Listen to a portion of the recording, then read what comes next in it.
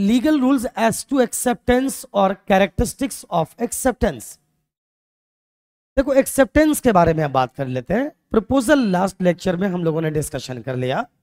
Acceptance के बारे में सीधे मुद्दे पर आते हैं। Acceptance must B absolute and unqualified. देखो एक्सेप्टेंस का एक्चुअल मतलब जानते हो, जैसा मैंने दिया प्रपोजल एज इट इज उस पर एक्सेप्ट करो बात, देन एक्सेप्टेंस होगा। जैसे मैंने कहा क्या आप मेरी सेकेंड हैंड एक कार है 2 लाख में खरीदोगे? बाकी चीजें मान लो सब एज यूजुअल है, सेम है। आपने कहा यस मैं कार तो खरीदना चाहता हूं बट मैं इसे 1.5 लाख में खरीदना चाहता हूं, तो आप समझ लीजिए ये एक्चुअल में एक्सेप्टेंस है ही नहीं, it can be said counter offer. इसको क्या बोलेंगे? ये काउंटर ऑफर है। आपने मेरी बात को एक्सेप्ट नहीं किया तो एग्रीमेंट कहां हुआ, और एग्रीमेंट नहीं हुआ तो कॉन्ट्रैक्ट नहीं हुआ। आपने मेरी बातों को बदलकर आपने एक नया ऑफर दे दिया, that is called counter offer. आप अब एक्सेप्टेंस की बारी मेरी है। एक्सेप्टेंस अब 1.5 लाख आपने कहा, मैंने फिर कहा नहीं नहीं नहीं चलो मैं 1,75,000 में बेचता हूं। अब फिर जो आपने कहा मैंने फिर आपकी बात को भी रिजेक्ट किया, फिर से मैंने एक ऑफर कर दिया, अब फिर से काउंटर ऑफर हो गया। अब आपने 1,75,000 रुपए का यस मैं खरीद लेता हूं, देन एक्सेप्टेंस हुआ। तो एक्सेप्टेंस का मतलब है जैसा प्रपोजल दिया जाए ठीक ठीक वैसा ही आपने एक्सेप्ट किया है, देन ये एक्सेप्टेंस है। उसमें थोड़ी सी भी बातों को अगर आपने बदल दिया, इतनी सी भी बात को आपने बदल दिया, तो वो एक्सेप्टेंस नहीं होगा, वो क्या हो जाएगा? काउंटर ऑफर हो जाएगा। देखो एक होता है रिजेक्शन ऑफ प्रपोजल। मैंने कहा क्या आप मेरी कार खरीदोगे? 2 लाख में मैं बेचना चाहता हूं। आपने क्या दिया? नहीं खरीदना, बात खत्म। यहां पे तो एक्सेप्टेंस की कोई बात ही नहीं है। लेकिन अब आपने कहा हाँ मैं खरीदूंगा बट 50,000 कम कर दो आप तो मैं खरीदूंगा। ये क्या है ना, ये एक्सेप्टेंस है ही नहीं, ये है काउंटर ऑफर। क्योंकि एक्सेप्टेंस तब होगा जब 100% एज इट इज एक्सेप्ट किया जाए। मेरे ख्याल से बात समझ में आ गई? Any problem? चलिए कभी कभार हिंदी भी पढ़ देना चाहिए। स्वीकृति पूर्ण और अयोग्य होनी चाहिए। किसी प्रस्ताव को वादे में बदलने के लिए स्वीकृति पूर्ण और अयोग्य होनी चाहिए। अतः वैध स्वीकृति के संबंध में यह पहला नियम है कि स्वीकृति पूर्ण एवं अयोग्य होनी चाहिए। मतलब उसमें कोई बात मिलावट नहीं होनी चाहिए, अनकंडीशनल होनी चाहिए आपका एक्सेप्टेंस। एग्जाम्पल मैंने आपको दे रखा है, a offer to B to sell his scooter for ₹10,000 in response B says yes, it is legal acceptance. As it is B ने कह दिया यस, नो इधर उधर। अब अगला है, but if in the above case B replies I can pay ₹8,000 for it, it is counter offer, not acceptance. समझ में आई बात? चलिए नेक्स्ट पॉइंट पर आइए, मैं आगे देखता हूं। Acceptance must be in accordance to prescribed manner.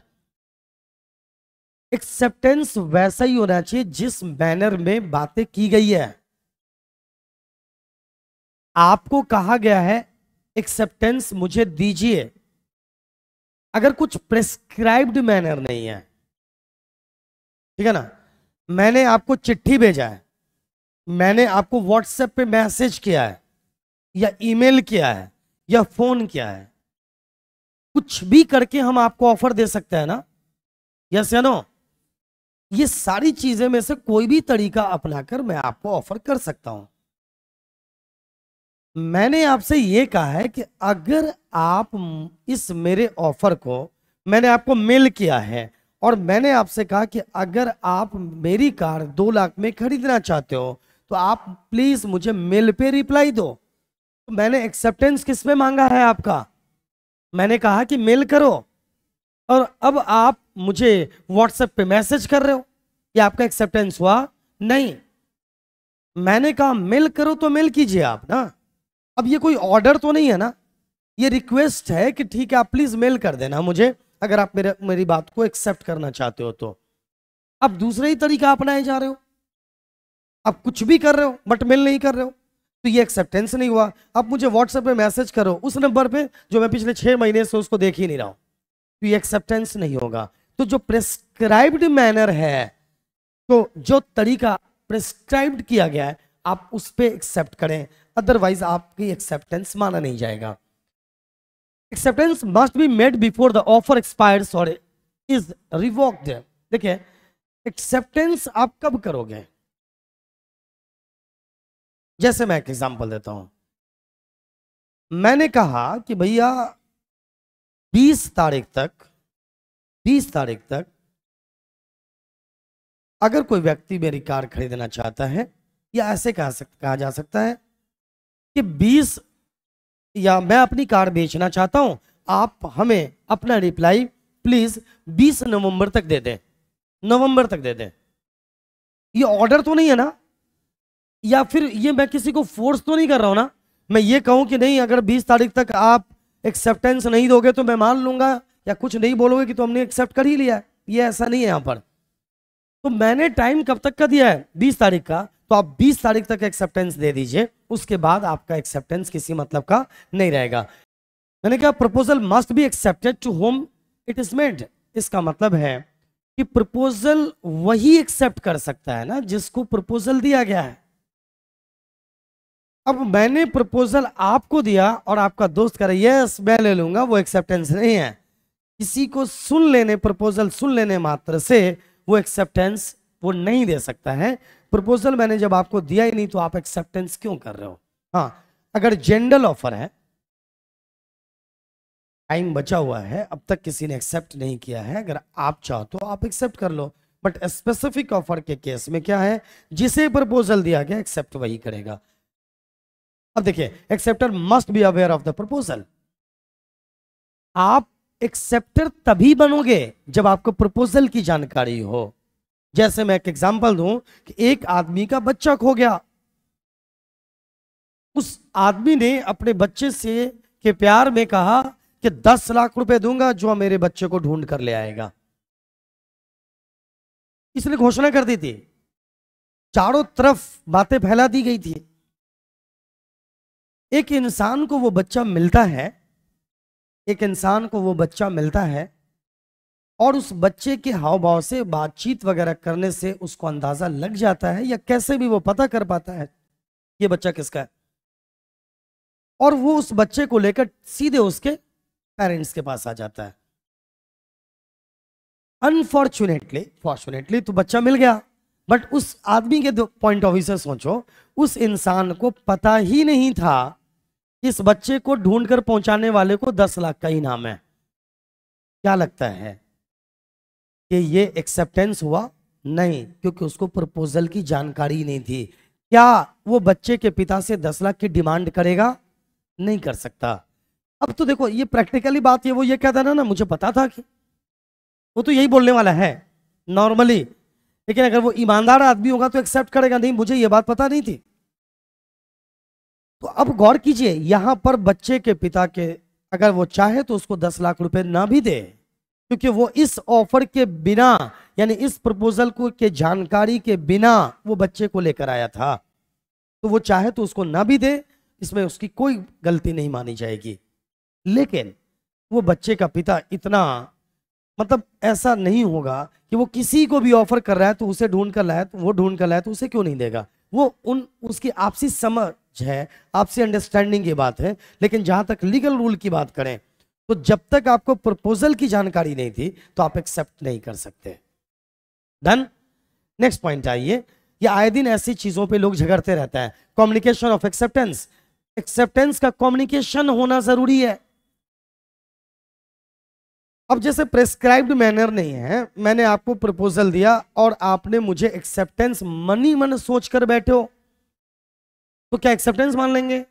Communicate करो, मुझे जानकारी दो, कैसे भी करके बताओ कि तुम एक्सेप्ट कर चुके हो। अगर मैंने कोई कंडीशन नहीं डाला तो जैसे भी बता दो, यार मैंने मेल किया तुम फोन कर लो, तुम व्हाट्सएप पे मैसेज डाल दो। अब तुमने व्हाट्सएप पे मैसेज डाल दिया, मैंने सीन ही नहीं किया, ये कम्युनिकेशन नहीं हुआ। आप अपने एंड से सोच रहे हो कि नहीं मैंने तो कर दिया भाई, तुमने किसी और से कह दिया जाओ ना उनको बोल देना कि मैं उनका कार खरीदने को तैयार हूं, नहीं चलेगा ऐसे। कम्युनिकेट करने की जिम्मेदारी आपकी है। Next point and I think last point, silence can not be mode of acceptance. मैं आपको लास्ट एग्जांपल देकर आप चीजों को खत्म करता हूं, गौर से देखिए। कई बार ऐसा देखा होगा आपने कि आप अपने पेरेंट्स से, माता पिता से कई बार कहते हो कि क्या मैं अपने दोस्त के यहाँ जाऊं। अब रिप्लाई बड़ों से आ ही नहीं रहा है, वो शांत है बिल्कुल, ना कुछ हाँ बोल रहे हैं ना बोल रहे हैं। क्या मान लोगे, हाँ या ना? अब कोई कहे कि आपने कुछ नहीं कहा तो चल दिए, नहीं समझे?